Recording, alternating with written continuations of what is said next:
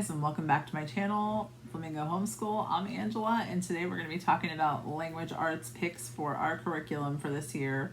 It's probably about time that I shared those with you. We are almost done with our first 9 weeks of school. As I'm filming this, it is the 1st of October, and so we have one last week, and then we will be completely finished with our first what I call our first quarter, first 9 weeks or so of school. That is how I schedule our school. So I'm going to show you what I have picked for my second grader, what I have picked for my first grader, and what things that we kind of do together to just help refresh and keep things on their mind. I do have a video, and I'll try to link it up here somewhere, of things that we use to make language arts fun. So I won't be probably showing any of those things because those are additional things that we do, but this is like strictly like curriculums or like books that we use that have, I guess, lessons in it. Although I am going to be showing you that we do love Mad Libs, so we do use those a lot, and I have different ones, but that just helps us with you know, verbs, adjectives, nouns, things like that. So that would be my first thing that we use, I guess. And so the next thing I'm going to show you is this book. I really highly recommend this book. It's called Alpha Phonics. It's very like short lessons, and it teaches all of the different phonetic sounds in the English language. So you could use this and honestly teach your child to read from just this. This is something that we review. It's part of like our morning basket. We just do one lesson, and they're really short, and I just kind of review those with my kids. My daughter's getting to the point where she doesn't really need that anymore, but my son definitely is a spiral learner, so he definitely will keep doing that with him. So the next thing I'm going to show you, and I'll show you what I've got for my daughter first, okay? So she is doing Explode the Code 5 right now. It's pretty easy for her. I just wanted to show you, like, they're super short lessons, and I love it because it's something that she can do on her own. That's kind of like extra. Like if I'm working with my son, I can say, grab Explode the Code and do a page or 2 pages or whatever, and she can do that herself. So I think there are 6 of them. So I think 6 will be her last one in Explode the Code, but that is something that I use for her and also for my son. I'll show you his in just a minute. So our core curriculum for language arts is The Good and the Beautiful. Now, I absolutely love The Good and the Beautiful's language arts. This is our second year using it, and we loved it last year.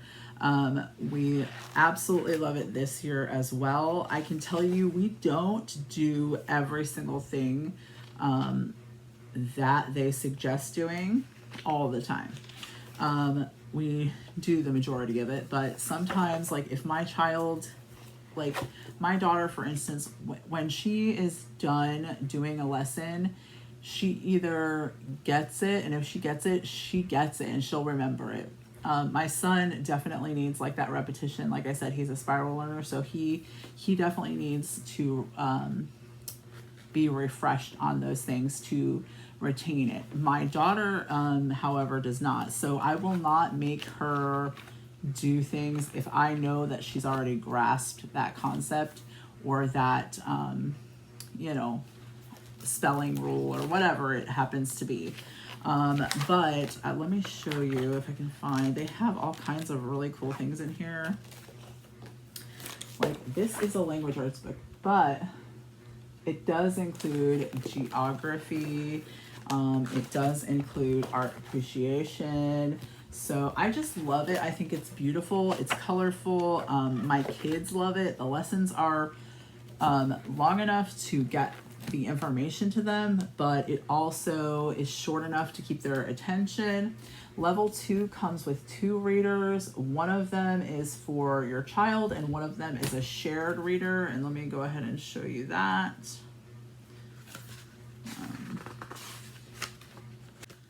But the shared reader, I mean, my daughter can almost, she can pretty much read this on her own now, but she really likes reading.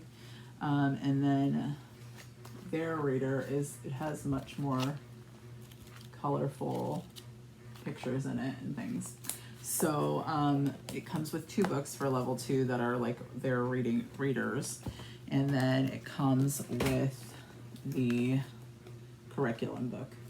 The other thing I really love about The Good and the Beautiful is it is open and go. So, you know, it'll say, read this to the child. And my daughter can pretty much read it now, but, you know, you read that and then it tells you what to do. And, you know, it's like open and go. You don't have to prep it. You don't have to be like, what do I need to plan for today? You just go to the next page. Sorry, my water cup there. And you teach and you go. Okay, so the next thing for my daughter, she is a 2nd grader, is handwriting level 2. And I really like The Good and the Beautiful's handwriting. We did use handwriting without tears for a while, but I like The Good and the Beautiful's better, I think, because it kind of has little activities after they've done their writing for them to do, you know, things for them to color or draw, and my daughter and my son both really enjoy that kind of stuff. So we really like that. So that's level 2 handwriting. Okay, so the next thing, and I did show this in my other video, but is a notebook for my daughter, and this is where she does her writing. We sometimes use writing prompts, but a lot of the times I will have her write about, like, this is our current read aloud right now. It's actually, my daughter could probably read this on her own, but my son really enjoys these books. So what we'll do is I will read aloud and then they will go ahead and draw a picture. Either I'll tell them to finish the chapter, what's going to happen in the chapter, or what they think is going to happen. And they'll draw a picture of it and then write for me. And obviously my son is only in 1st grade, so he won't be writing as much as her, but they both each have a notebook like that. So that's kind of what we do. And if I'm not able to think of something for them to write, to engage them in writing, then I have books that I use for writing prompts, which I showed in my other video, but I'll show you real quick. That's the other book that I use for writing prompts sometimes, because my kids do really love space. So let me show you what I've got for my son. They're kind of similar, but I wanted to show you anyways. My son is doing Explode the Code 3, level 3, and so just really simple stuff, like I said, that he can do on his own. And yeah, see, there's all the books. It goes all the way up to 8, I guess. So she's on level 5. She's actually almost ready to go to level 6, and he is on level 3 for Explode the Code. Like I said, they don't look like a ton from just looking at the cover, but they are really good, and they're really good for them to be able to do on their own. So that's why I really like Explode the Code. Like I said, when I'm working with my daughter, then my son can go ahead and do a couple pages really quick, and I know that he's getting that extra practice. He doesn't really think it's like work because he thinks it's fun, and so we can kind of get some more work in from him.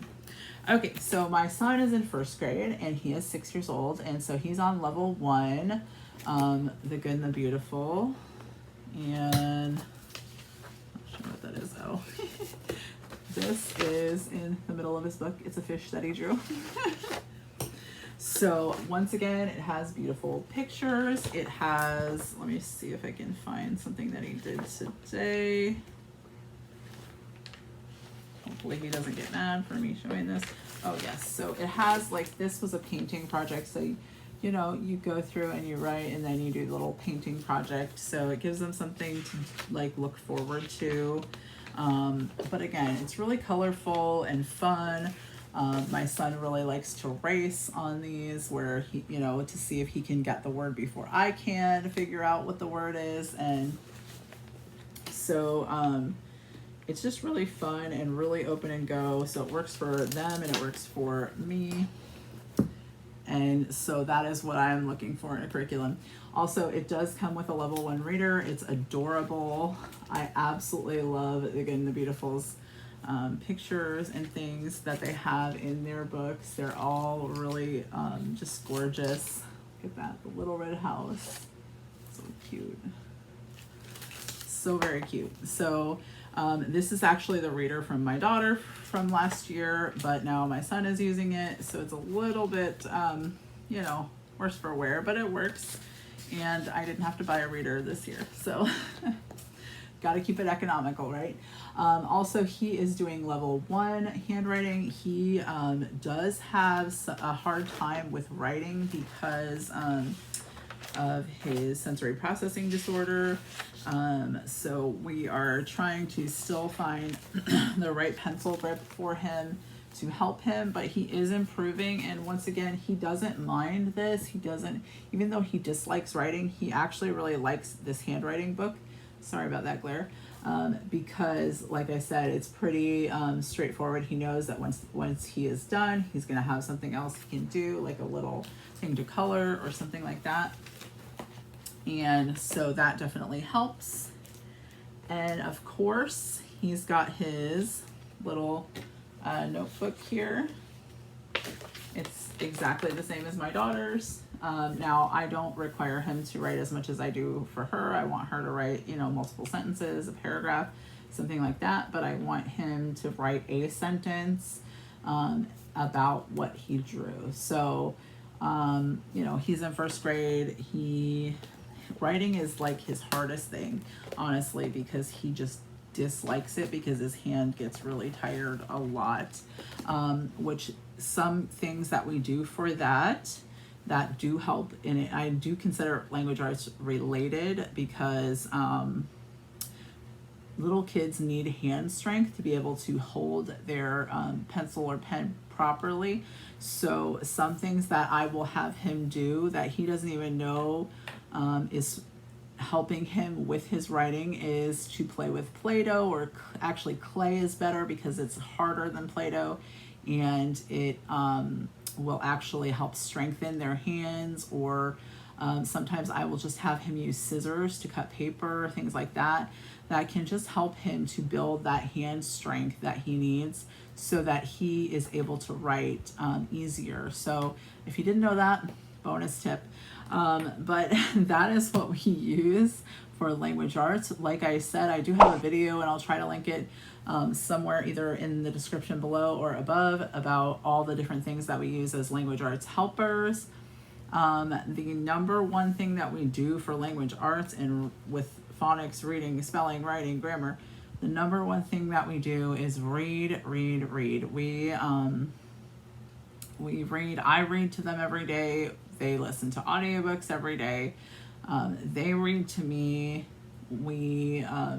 It's just reading all the time. We go to the library, we pick out like 30 different books that are at their level or a little bit above, and we just read them. Even magazines, like they have some little magazines we got from our library that they were going to toss, and they're Ranger Rick magazines, so they're like all about animals, and my kids absolutely love science, and so they really enjoy that, but they're reading. So I'm like, yes, go for it. You want to read that? Go, good. Now I do kind of see where they're at, and I know that where they're at, so I know whether or not they're where I want them to be as far as their goals are, and as long as they are reading, I am happy with that. And so far, we've been really lucky. They've been doing excellent.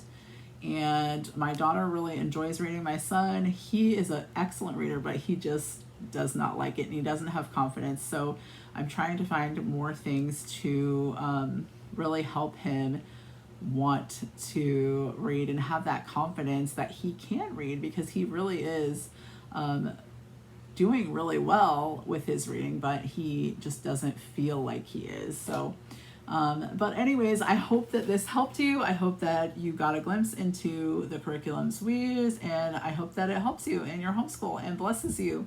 Have a wonderful day, and I'll see you guys next time. Bye. Hey guys, really quick, I forgot something when I was editing. I noticed I never showed you guys these books, and I've got our local library information covered up because we do check these out from the library.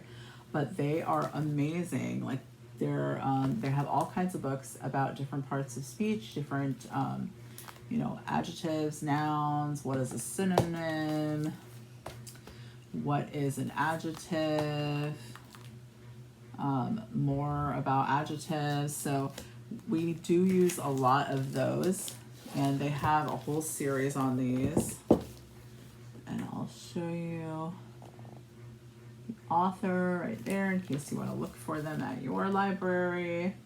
But they are really, really cool. And this one is what is a preposition, and it just kind of explains everything. And they're really silly, and they're really, really helpful. So I just wanted to kind of show you guys that we do use those. We check them out quite often, and even if my kids already know, like they know what an adjective is, but we also will go ahead and check those out and just kind of refresh them a little bit about what they are periodically. So I just wanted to give you that one little bonus thing that we do use in our language arts. So I hope you guys have a great night and or day whenever you're watching this, and thanks so much for watching. Bye.